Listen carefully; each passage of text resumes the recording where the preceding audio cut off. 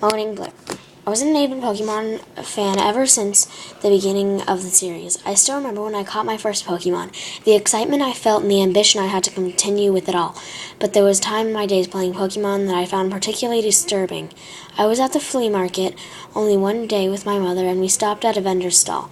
And that stall was a boy, looked around 12-ish, and he told me that he had a copy of Pokemon Red, one of the original Pokemon games, so I asked to see it, and he handed it over.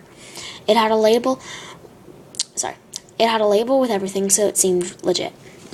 So I asked my mom if it was alright, and I bought the game, and she said yes.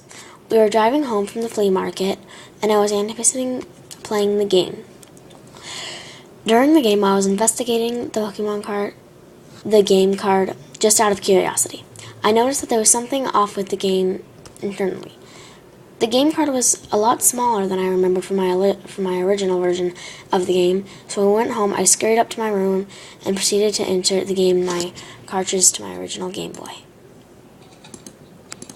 Hang on, I'm getting the...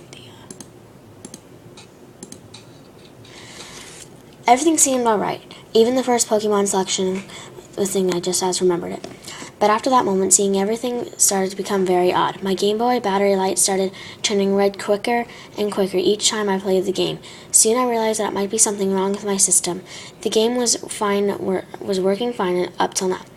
So I went to a local guy who repaired computers, stuff such as that. I lived in a small town, so he had no computer store that would work into a Game Boy that was so old. I found what he said disturbing. He said that my game card was wearing down to my battery's Game Boy faster than normal. I should let him repair at a sensible price, so I agreed and left the device with him. I came back a couple days later and picked up my device. He said to me, as excited as his house shop at the Game Boy was quite particular. Nothing he had saw before. He said, see you around, and I thought nothing more of it, and see ya back, and I left. I returned home and inserted my new batteries into the system and switched it on. I continued my game, and it seemed to be running better, and the battery did not drain as fast as it did before. But then my game card started to go static as I played in prolonged sessions. I would have to restart my game sometimes because it would not save. What was odd was it started to play a little sound. In fact, it did not save. Every time I would save it, I would play that sound even louder than last until it was almost as loud as my voice. It was moaning and the sound would not play for a second or two. Then it would stop. But the game would play from the previous save point with no trouble.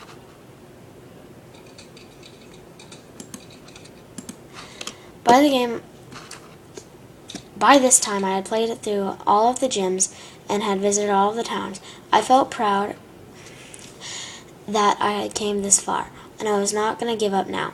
I had a level 70 Charizard and a level 50 Gengar, and a third level 55 Jolteon. In my party all the time, I was waking up into the gates before you enter my green road where the scream went all white. Then the same moaning sound started playing in a softer tone than before. Then a text box came up and it said the exact words, "You thought this was easy," then went away. Then another text box came up that said, "Do you have the Boulder badge? Let me check." I was confused as heck because the screen was still white. So I waited until he let me go through, but the screen was still white. I was really puzzled as to what happened there. So I randomly turned off the system and just restarted the whole Game Boy. To restart it, had a spooky image appears and my trainers had a white screen just like the one I had seen before. Then my rivals had appeared to be beside my screen that moved off into the distance, so it was sort of like a battle. Almost as if the bottom half sprites were missing. My reveals had started to flicker and then faded and moaning just as before. Then my save game from before that odd incident returned as almost nothing ever happened. I walked back up to the gate again, and the exact same thing happened, except the background showed my sprite, but it was scratched up and fuzzy. I was starting to get a bit fed up with it and switched my Game Boy off for the night.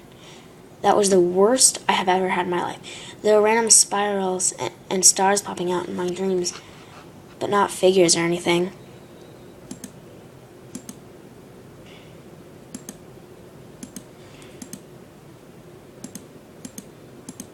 Sorry, hang on.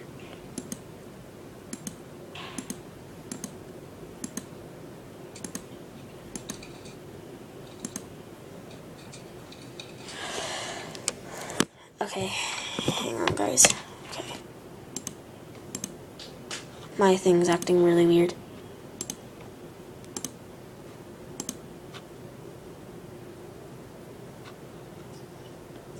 Okay. Out of the ordinary, like there usually is, I woke up the next morning and went downstairs and had breakfast. When I went back upstairs, I turned on my Game Boy again. The same thing happened, but when I went to the back check gates, so I raged. I almost slammed the thing down and puffed off in a rage. But I set the Game Boy down peacefully, but slammed my door violently and stomped down the stairs. Later in the day, I calmed down a bit and decided to Google my problem. Several results showed up from various fan forums. I clicked on the second to last result and started reading my responses to the topic on a forum called Response.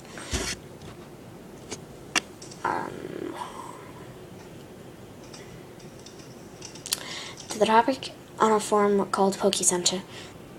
The particular topic was geared to my query, and I started to read the various responses. One response was quite interesting. It said, there were a few people that had a couple years back that were complaining about the problems at the badge gates before the Victory Road into Plateau. I was quite surprised to find out later that this user was a former employee at the Game Freak and had worked at the original Red and Blue. He said that there was a coding problem of sorts at that spot. They had shrugged off and left the box unfixed. The problem is, one employee that was working had a bug at the end. There was no apparent reason, or was there a reason?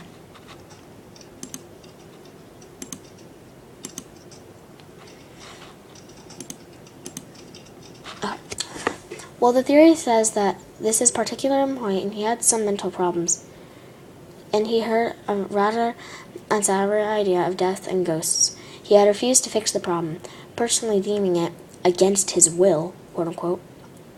I stared at the screen blankly. The Game Boy was sitting on the table beside my monitor. I picked it up and turned on and started playing. Yet again, I went to the same spot, expecting the same thing again, but something quite different occurred. It came up in text box. You are pathetic. You are simply a greedy human. Pokemon do not respect you. I realized that these were Roman numerals.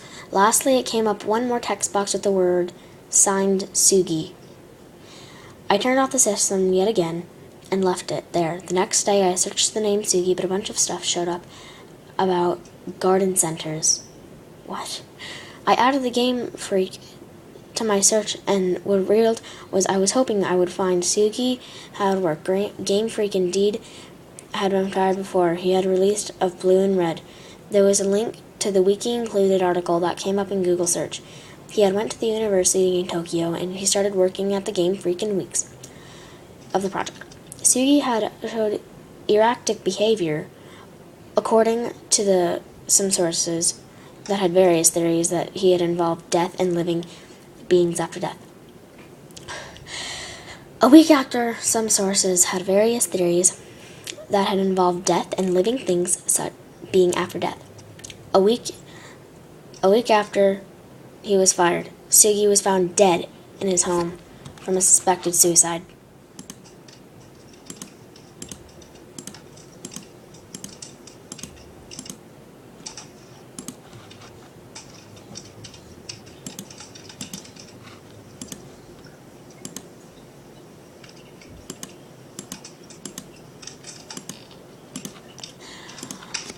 I wanted to try the game again, but that was a mistake. I would regret that for the rest of my life. I turned on the Game Boy, and the intro music has a low tone as it starts to flicker. It skips more than the load screen and continues to be an empty room. No NPCs are in the room. but there is no apparent way to get out. I walked around a bit when suddenly I get warped up into another room, but it was not a room. It was Lavender Town. But something was off. The colors started to get more darker and darker until it was so dark that I pulled out my Pokemon. They weren't my Pokemon. There was a level 75 Ginger with a curse and a Dark Claw for a Ghastly with a curse, and the rest were blank. I walked into Lavender Town Tower. The screen goes white for 5 seconds, and it starts flickering again. A distorted sprite appears in my trainer, like it did in the middle of the screen with a spike in its head. The system has shut itself off. I was freaked out, but I realized that my batteries had died. Thank God. When I turned it back on, the game loaded as normal again. I was just about done with the game when the creepiest thing I've ever seen in Pokemon appeared. I loaded up my save file and the white screen appeared again. Then my sprite shows up, back in the same place before all the madness. Then my screen flickered and started to spark. Then one single image came up that haunted me forever. An image of Giovanni with a gun in his right hand and in the other. A Pikachu with blood coming out of its eyes, and it looked like it had been added due to the crudiness of the image.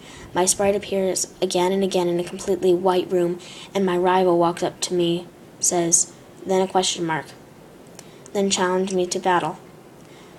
My only Pokemon is called Go and has Missingo sprite, but I know I have never caught a Missingo ever in the game. The Missingo had no moves. He just took from my rival until it fainted. Immediately after the battle, a text box appears and said, "You are useless," and closes.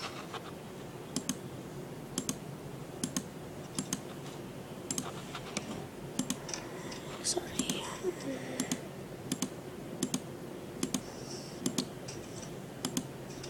My thing's being weird. Hang on.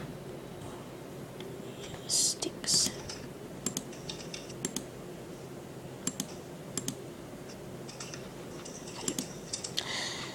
Giovanni appears with the chilling image again that had appeared earlier. The text box said it said its death is inventable. Battling Pokemon is cruel. I shut off my system and never played the game again. He committed suicide a week later. The shop owner who repaired his Game Boy committed suicide a month after repairing his console. Exactly the same as Sugi did. His mother never recovered from her son's death, but she started to play the game yet again. 4 months later, after her son's death, had gotten killed by a man in a suit with a gun.